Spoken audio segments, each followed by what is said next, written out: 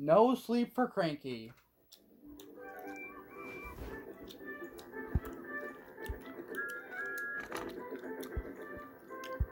Random Docks is one of the busiest dockyards on all the island of Sodor. It's where ships and engines and cranes alike are busy day and night, every day of the year.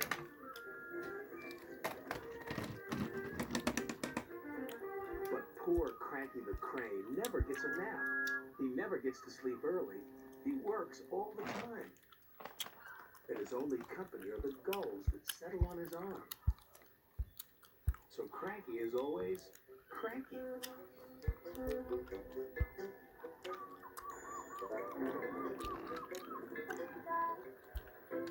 Ahoy there, Cranky, cried Salty. Where have you been? Snapped Cranky. And a good day to you too, Captain. Bill and Ben arrived for work, full of mischief. Hurry up, snapped Cranky. I haven't got all day. You're no fun, grumbled Bill. You wouldn't be fun if you were stuck up here, snapped Cranky. So that's why you're cranky, said Bill. You're lonely, said Ben.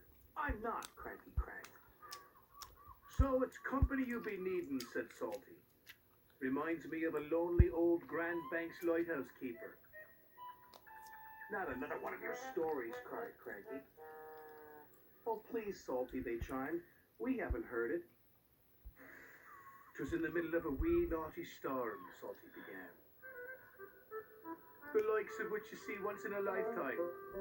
This made Cranky very cranky, so cranky that he swung his arm around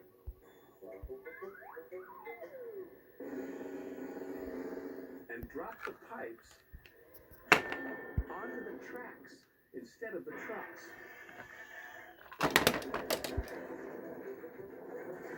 Whoops, said Cranky meekly. You've blown the main now, matey, said Salty.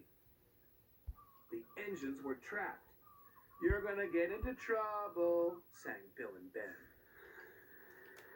Sir Topham Hatt was in his office being measured for a new suit. When he heard the news, he left immediately for the docks. Sir Topham Hatt knew that any delay at the docks could cause trouble. You have made a terrible mess, Cranky, he said sternly. I'm sorry, sir, Cranky whispered. You engines will have to stay here tonight until Harvey clears up this mess in the morning. Cranky's heart sank as Salty uttered those fateful words. That reminds me of a story.